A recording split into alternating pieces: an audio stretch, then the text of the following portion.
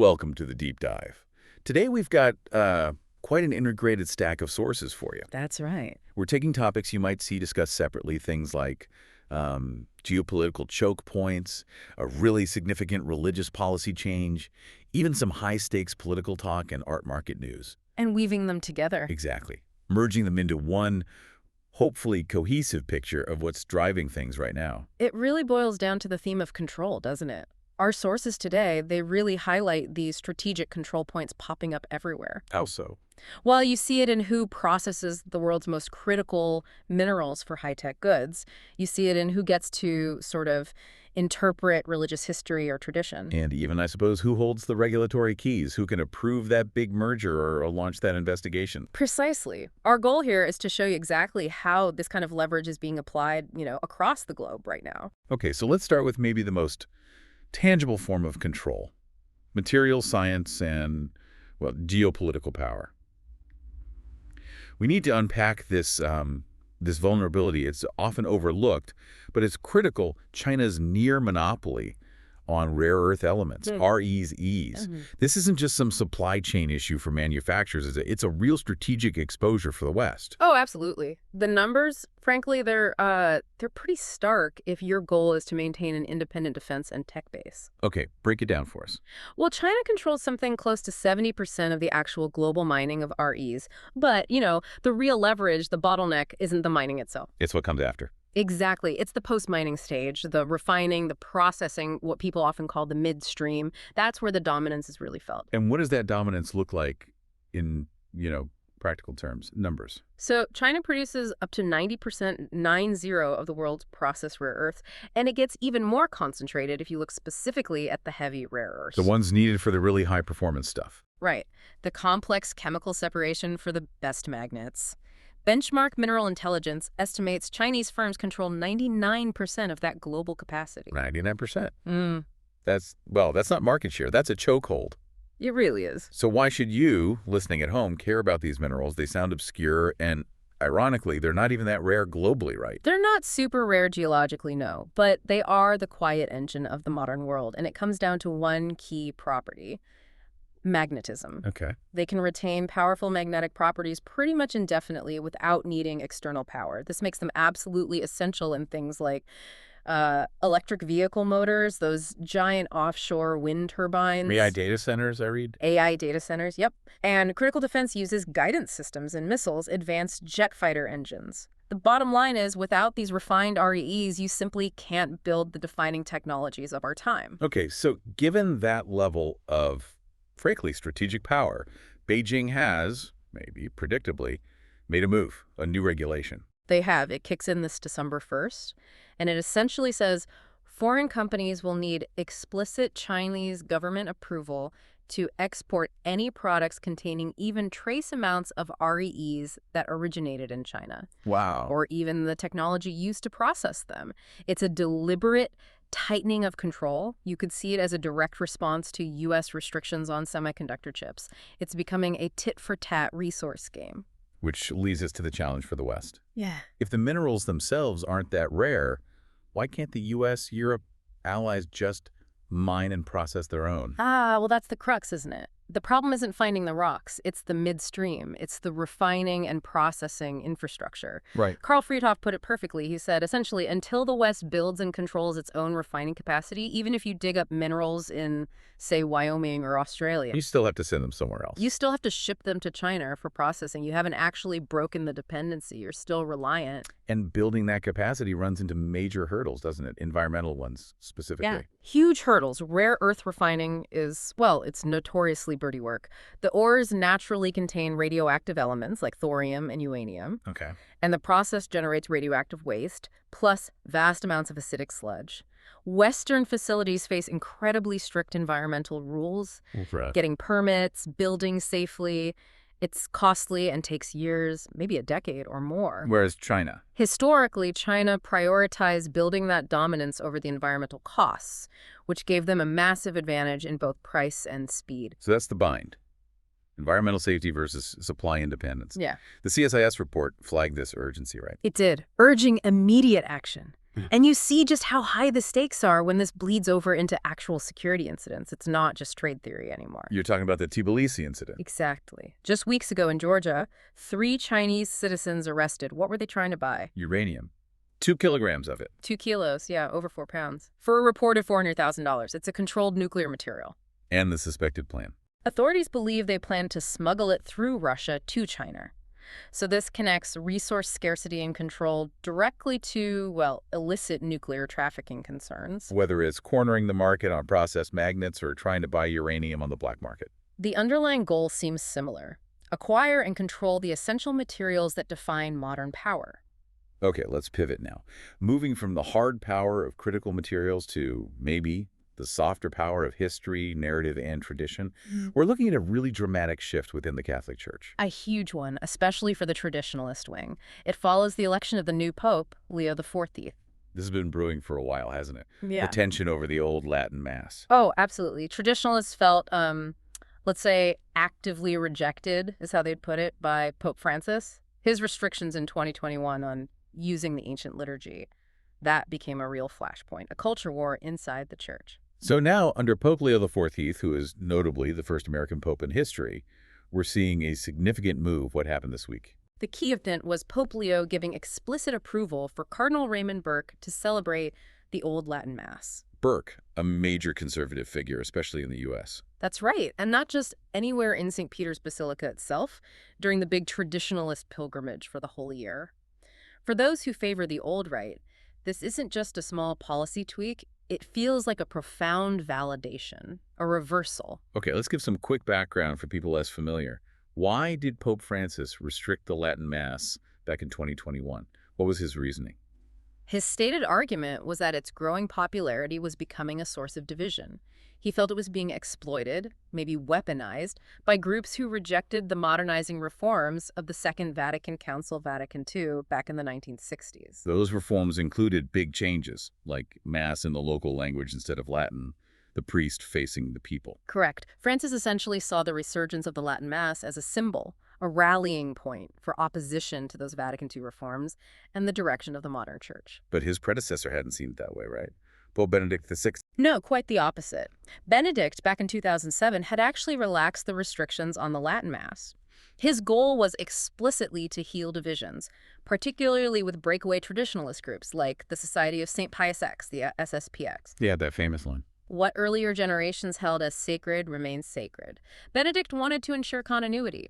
So Francis's move in 2021 felt like a direct repudiation of Benedict's approach. Okay, so that's the setup. But then came the information leverage, the leaked documents from July. This seems crucial. It really is. This is the aha moment. Because these leaks seem to completely undercut Francis's stated reason for the crackdown. How so? Well, Francis claimed he was acting partly because bishops around the world were telling him the Latin Mass was causing problems, division. But these leaked internal Vatican documents from a survey of bishops done in 2020, they apparently showed the majority of bishops who actually responded were generally satisfied with how the Latin Mass was being celebrated in their dioceses. And more than that, they actually warned Rome that restricting it further would likely do more harm than good. So the narrative that the bishops demanded the restriction, that seems questionable based on this leaked internal data. Highly questionable, yes. It suggests the decision might have been more top-down, perhaps driven by concerns within the Vatican itself, rather than a response to widespread alarm from bishops globally. It raises questions about, well, control of the narrative. And internal transparency, maybe. That too. So now Pope Leo XIV, who's emphasized unity as a goal, seems to be using this permission for Cardinal Burke, which came after Burke presented him a letter from 70 traditionalist groups as a clear signal. A signal of a new direction. Exactly. It's a politically astute move early in his papacy to try and calm those internal waters, a gesture of reconciliation. All right, let's shift gears again. Still thinking about leveraging control, but now in the realm of high-stakes politics and hidden economic value. We start with former Vice President Kamala Harris. Yes, she's been talking to the BBC, making some waves, first confirming she might consider another run for president. Which is news in itself. But the real sparks flew over her comments about American business leaders. That's where the accusation landed. She claimed that many top American business leaders are essentially compromising their principles for political favor. Her words were pretty strong. bending the knee at the foot of a tyrant, referring to the current president. What kind of leverage or control was she suggesting they were responding to? She pointed to two main things, both involving regulatory power.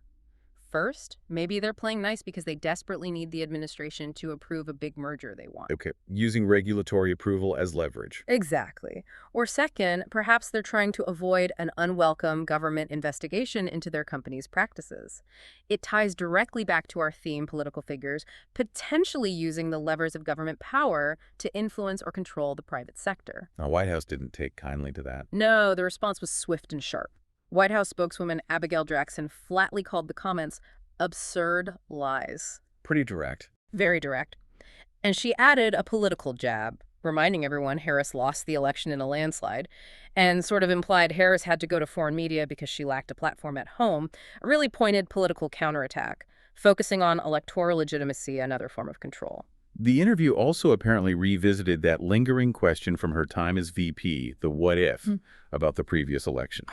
Her book, 107 Days, delves into that period, and the question always comes up. Should she have pushed President Biden to withdraw from the race sooner? The implication being? The narrative, the push, is that an earlier withdrawal could have changed the dynamic, maybe even the outcome, of that election. Whether that's true or not is debatable, but the timing of that decision, or non-decision. It becomes a point of leverage in how her political past and future are framed. Precisely. It controls the narrative around her political judgment. Okay, let's transition from political narratives to a different kind of hidden value, actual tangible value locked away on a canvas. That Picasso sale in Paris. Ah, yes. The bust of a woman with a flowered hat, Dora Maar, sold for $37 million. A huge price. And the story behind it fits our theme perfectly, doesn't it? It really does. The painting itself dates from 1943, near the end of Picasso's intense relationship with Dora Maar. Here's the key. It had been kept completely hidden away. In a private collection? Yes, within the same family for over 80 years. It was an asset controlled, unseen by the public, its true value, its visual power, unknown. Experts had only seen it in black and white. That's right. Only a single black and white photograph existed. So when it finally came to light, the art world was apparently stunned by the vibrancy, the entire chromatic range, as they put it. And boom. Highest option price in France this year. Exactly. It just shows the incredible economic leverage that can be held quietly, completely out of sight, sometimes for generations, until it suddenly emerges. Okay, finally we have to touch on a public safety issue that involves, again, bypassing control this time, legitimate pharmaceutical supply chains. The illicit factory in the UK. Yes, this is quite alarming. The discovery in Northampton of the first known illicit factory making weight loss drugs in the UK. And it wasn't a small operation. Not at all. It led to the largest single seizure of trafficked weight loss medicines anywhere in the world. They found raw chemicals, tens of thousands of empty injection pens waiting to be filled. And finished products, too. Over 2,000 pens filled with unlicensed versions of drugs like retatrutide and tirzepatide. These are popular, high-demand medications. It really highlights the dangerous lengths people will go to when demand outstrips legitimate, controlled supply. And the risk involved is immense. The head of the MHRA's Criminal Enforcement Unit was very clear. He warned, these products are untested, unauthorized, and potentially deadly. A stark reminder that when legitimate control points fail or are bypassed, illicit and dangerous actors will inevitably rush in to fill the void, especially when there's profit to be made. Absolutely. Health and safety becomes secondary. Hashtag tag outro. Okay, let's try and tie these threads together. We started with raw physical control, China's grip on the RE midstream. Yeah, a grip so tight, built partly on overlooking environmental costs, that it forces really tough choices on Western nations, and even seems to spill over into risks like nuclear material trafficking. Then we looked at control over narrative and history within the Catholic Church. Pope Leo XIV, using a strategic gesture of unity, potentially undermining the rationale behind Pope Francis's earlier restrictions, a rationale already questioned by those leaked documents. Right, showing how control over interpretation and tradition is just as contested as control over minerals. And then we saw political leverage, accusations of using regulatory power for gain, the fight to control electoral narratives, plus the sudden unveiling of massive hidden value in the art world. And the dangerous consequences when control over vital supply chains like pharmaceuticals breaks down and goes underground. So, pulling it all together, what's the key takeaway for you listening to this? I think it confirms that so many conflicts today, whether they look geopolitical or religious or political, they really pivot around these strategic control points. And often the biggest risks, the biggest leverage, lies not in the obvious places, but in the midstream, in the regulatory shadows, or in who gets to write the history. These opaque areas that suddenly become critical. Exactly. Until they erupt into a crisis or a major shift, like the ones we discussed. So here's a final thought we want to leave you with, something to chew on based on everything we've covered. Mm. We see figures like Pope Leo XIV perhaps prioritizing strategic unity over strict theological consistency, or politicians may be focusing on electoral outcomes above all else. What does this imply for the West's dilemma with critical materials like rare earth elements? Given the escalating geopolitical tensions and how essential these materials are for everything from green tech to defense, how long can Western nations realistically afford to adhere to incredibly strict, expensive environmental and ethical regulations in processing these materials? When the dominant global supplier doesn't face the same constraints. Right. What are the long-term consequences of prioritizing one crucial value, say environmental purity, over another, say critical supply chain independence and national security? Is there a breaking point?